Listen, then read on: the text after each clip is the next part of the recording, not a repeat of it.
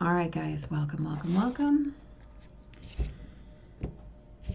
Let's have a conversation, please, about the transits right now, about the motions, right,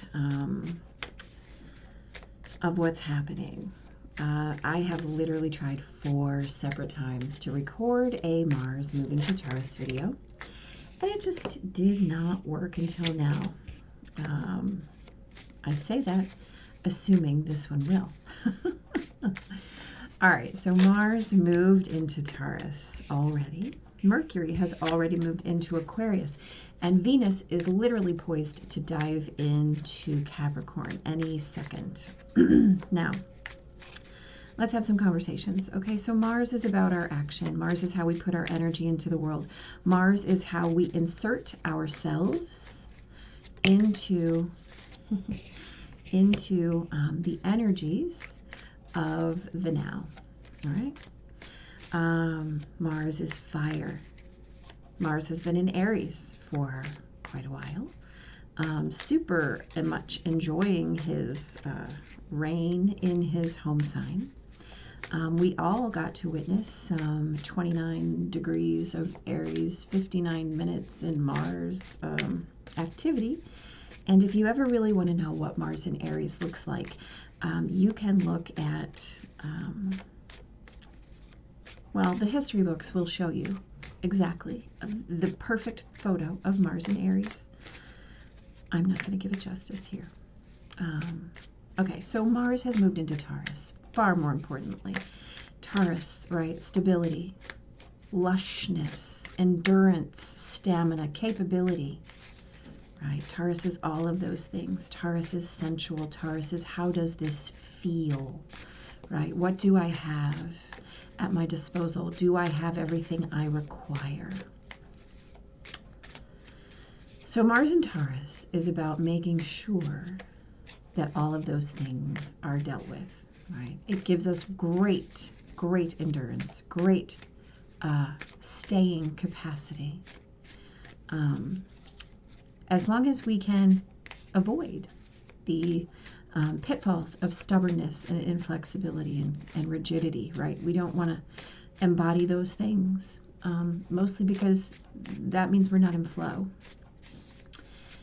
So let's also talk about Mercury, Mercury moving into Aquarius, right? Mercury is moving into Aquarius. Mercury has is our planet of communication, right? What we have to say, how we express it, how we put things into the world, our ideas into the world, right? So that's a very dynamic, fast-moving energy, and it loves Aquarius, right? Aquarius is about ideas, innovation. Hello, my goodness. Ahas. Right? It's about understanding what is good for the collective, Aquarius, right? And so we are at a beautiful place to have an opportunity to really put our thoughts and ideas for the collective into action, into motion, into manifestation. Also, when Venus moves into Capricorn, Venus moves, into an earth energy. And so, again, this is that lushness, that stability. A little more stoic in Capricorn, a little more about usability, but still in that earthly realm, right, of function, of getting things accomplished, right? And we know that Mars and Venus, they love one another. And they've been doing this crazy dance in Sagittarius and Aries for quite a while. And we've all felt that, right? This extra energy that we've had and all those things. You know, we rolled into 2021 with a Leo moon and Mars in Aries and Venus in Sagittarius. So that was all that hot under the collar, you know. But now, hello, we have this earth energy of Mars in Taurus. We have this earth energy of Venus in Capricorn. We have air energy, right? Mercury in Aquarius. But most importantly, I really want to talk about the fact that Mars is squaring Mercury, right? So challenges, again, right? We talked about words have power in the weekly What's Up. That doesn't go away. That doesn't go away now. Mindful, right? Deliberate, right? Forward thinking, right? And we have Venus in Capricorn. This, again, is forward thinking. It's about function. What are we creating? Mercury in Aquarius, with our words. What are we creating with our words? How do we create it with our words? Well, we have some options, right? We've got a lot of fire energy, right? We've got that fire energy met this earth energy, right? What does fire and earth create? Well, guess what? It creates brick. And so bricks can be foundations or bricks can be walls. You get to choose, right? You get to choose how that transition is made within you. So, great idea. Also, with all of this energy that we have right now, not only do we have all of these shifts, but we have everything is shifting into these fixed signs, right? Fixed signs: Taurus, Leo, Scorpio, Aquarius. Chiron and Mars are sitting in Taurus. Right now we have Jupiter and Saturn in Aquarius. We have Mercury in Aquarius. On the 19th of January, the Sun moves into Aquarius. This is not playing, okay? So fixed signs contemplate in the modalities, right? We have cardinal, fixed, mutable. Cardinal is the ingress, the instigator, the spark energy.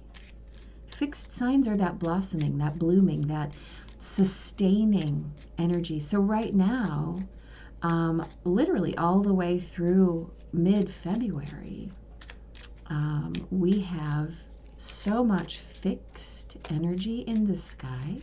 And again, how do we avoid the pitfalls, right? We dive in to the ability that we have the capability. We have the power to sustain what we want, right? What we desire. Venus in Capricorn knows how to create what she desires. Mars in Taurus literally stands training her to serve her, to be in service of. So you can allow Mars to rule the day, or you can allow Venus to rule the day. And most importantly, you can blend all of these energies together, which is always the goal, right? In your alignment, blend all of these energies together, right? Mercury in Aquarius wants to create from that which you speak. Abracadabra, that's the power of Mercury in Aquarius. Abracadabra. And then Venus stands ready to give her beautiful seals of resource, right? Tangible and intangible. In my pocket, in my heart, in my life, in my soul. And Mars just says, yep, let's do it. Let's make it happen. This new moon coming up, 23 Capricorn, right? It's conjunct Pluto. Again, we have power, power, power available.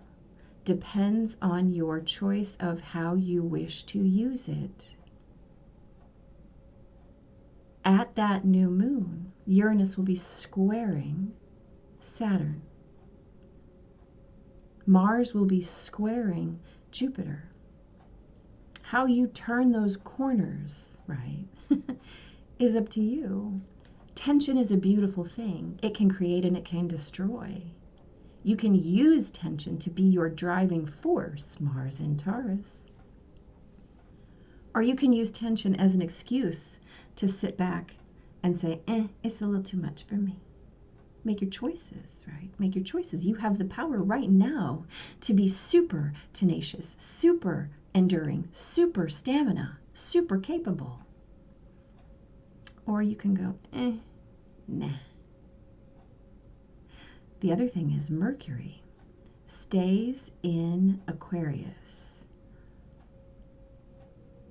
a long, long time because Mercury goes retrograde in just a little while, right? On the 30th. So you have a lot of abracadabra at your disposal. Keep that in mind, right? Keep that in mind. Let's look at these quick, shall we? The Emperor and death. So the Emperor is about, he's the summation of all kings. So the Emperor is, again, we know in Eileen Land, kings are that mastery, that one step back, that ability to sit in witness and make choices, discernment. Death, we are transforming, right? Death is inevitable. Change is inevitable, right? Death comes for everybody. How you discern, what you do with it, how you stand in your power determines whether you're mowed under or whether that promised land is yours, right? We talked about that blooming, that sustenance, right? This flower. This is the power of that fixed sign energy to sustain within, to allow all of those old beliefs to go, right? To really sit in your power as opposed to anyone else's, right? Taurus, Capricorn, shifting to the higher. 8 of Cups, 5 of Wands. 8 of Cups is that taking that time to walk away from anything that's not bringing you emotional peace, right? Venus is not going to sit with that. Venus in Capricorn is going to walk away from anything. Venus in Sag, right? Mars in Aries, right? This is all about that posturing. Nobody's really in it, but by God, we're going to look like we're in it. And then we're just going to, we can't do that. This energy is not serving us. No, that does not emotionally feel good at all. I got to walk away from that. I got to walk away. As my BFF says, tell your story walking, you know? This is not real action. Mars in Aries, right? Aries is a fire starter. And Mars has so much more power than that. Well, it's just about how he chooses to use it. So we have the Knight of Pentacles, the 2 of Cups. The Knight of Pentacles, the slowest moving knight in the deck, right? This, Mars in Taurus, right? And then, like I said, Venus in Capricorn. She knows what is in her heart. She knows where her resources are met. This is about divinely guided union. Venus is all about divinely guided union. You know, Venus in Sag is that, again, that impulsive kind of hot under the collar, here today, gone tomorrow kind of thing. Mars in Aries, Venus in Sag, right?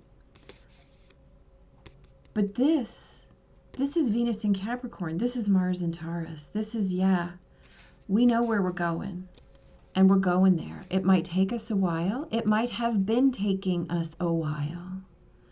But this journey that we're on, it's divinely guided. And we're headed that way. We don't care how long it takes, because we know the rewards will be worth it, right? And these are rewards, whether they're tangible or intangible, whether they go in your pocket or whether they go in your soul. It doesn't matter, right? Resourced is resourced. You know what matters to you. You know what your heart desires, right? It's time to demand that which your heart desires and accept nothing less, because we have the power now. the power to sustain our desire, right? Especially with this fixed energy. It's time to allow to bloom what is already there without thought to all this nonsense in the past. The High Priestess in Judgment. Intuition, right? Allowing yourself to be guided and renewed by your intuition. This is about bringing that which is deserving. Again, we have this divine energy, right? She is that divine energy. This is about that alignment, right? What's coming is coming. What's here is here. The cycles are unavoidable, right? What have you learned? What have you really learned about what's important and about how to get it? Where are you? Are you just standing there? Are you just standing there? Perhaps it's time to move forward, right? Perhaps it's time to claim your cycle, to cut your losses and realize where the promised land is, right? We know how to get there. It's in your alignment.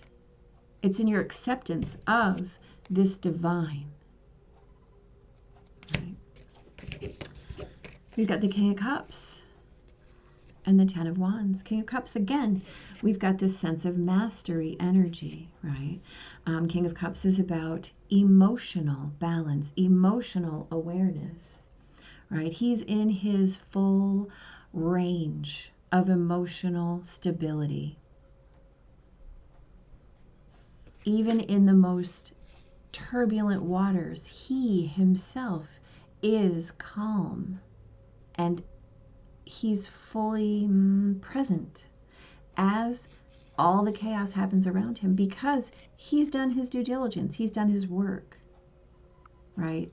He's in flow, in the middle of out of flow, right? Ten of Wands, too much, overwhelmed, right? Can't do that.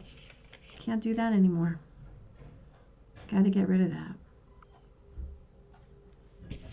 Know when you're going and where you're going, right? Absolutely. Because being in release of whatever is not serving you and taking that step forward toward your divinely guided whatever that is for you, right? That's up to you to determine. That's how you get there. Page of Wands, Ace of Cups. Page of Wands is messages, right? This is that message. This is that inner knowing or external inspiration, right? Wands are fire energy, right? This is what you learned in Mars and Aries and Venus and Sag. Ace of Cups, stepping into those new awarenesses as the result of these shifts and changes. What is important? What do I value? I know in my heart what I value, right? Because it's divinely guided. I can't argue with it. I can't argue with it. It simply is. And I'm choosing now to move toward it because I can no longer hold on to the things that do not serve me, right? All those ways where I feel less than, nope, I can't do it. All the ways that make me feel deprived or like I'm not good enough or like I don't have enough or like I will never be able to have enough. No, I know better. I know better, right? I'm letting all those things go. I'm choosing to move away from all the ways that those are in conflict to what I know to be true because I can stand in my power. I'm aware of it.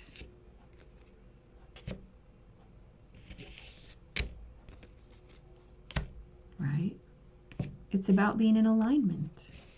It's about being in alignment and accepting nothing less and moving toward it no matter what. You got to leave the stuff that doesn't work for you behind, the stuff that makes you feel like you're fighting an uphill battle. Yeah, Mars and Aries, fighting an uphill battle. Mars and Taurus. Let's get this done, right? Let's get it together. So we have a new moon on the 13th. Again, Capricorn.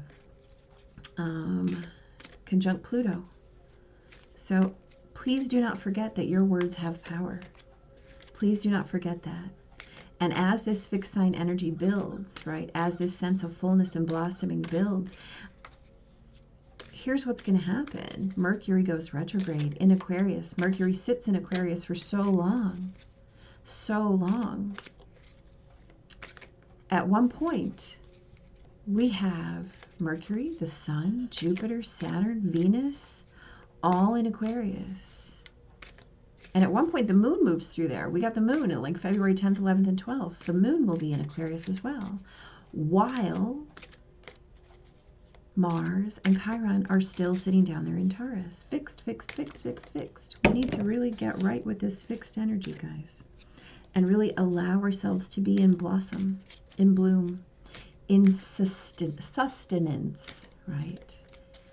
And the way to be in sustenance is to really be on the right path. If you're not on the right path, then you're sustaining things that are not serving you, right? So get aligned. Find it. Find your own sense of emotional stability and balance, and everything is yours. Everything but that has to go, no matter what you're transforming. Right? No matter what you're transforming, you know how you want to feel. You know what's important to you. This Ace of Cups is all about seeds of emotional balance, right? Whatever you're putting down here is already here, right? It's already there. You already know it. You already know it. You're not losing anything, by the way, by putting down what's not working. Think about that. You're not losing anything when you put down what is not working for you. You're not losing anything when you put down what's not working for you. And what are you gaining? Everything, everything, everything, everything, everything, everything. All right, let's get this oracle here. Okay, thank you, we got you. Nice.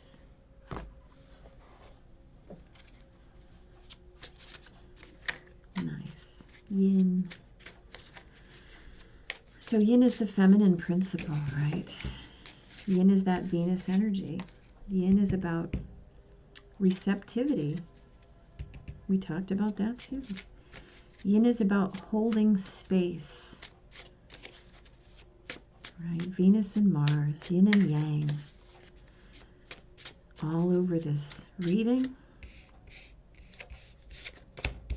Plenty of yin, plenty of yang. The key is that it's all about the balance. Sometimes you got to be in one. Sometimes you got to be in the other. I'm saying, y'all. Thank you. Oh boy. One of my favorites. All right. Let's read about yin, shall we? It's the number 2, by the way. Just look at this. It's so beautiful. So reminiscent of temple space, right? So lovely as she sits next to the high priestess with all of this beautiful divine flowing energy here. The feminine principle of receptivity. Gathering information and taking in cues, the art of conscious allowing. This is a time of calculated receptivity as you gracefully await what's coming to you, ready to accept it when it appears. Yin does not involve frozen dreams or even resting, but rather consciously allowing things to flow to you, poised to receive the bounty that will be made available to you. It implies sensitivity as you alertly study the actions of others and contemplate how they will affect you and yours. Remember, you must make space for miracles to appear. Be the shaped, not the shaper, and you'll see how quickly your dreams manifest. Alignment, flow, right? Flow. Even this very, very yang King of Cups is in flow, right? All of it. It's all about flowing, choosing to not be in that stance of resistance, right? No matter how slow you're going, as long as you're going.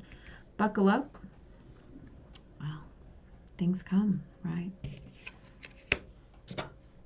Things come in divine timing, always. In divine timing, always. What's yours is always yours.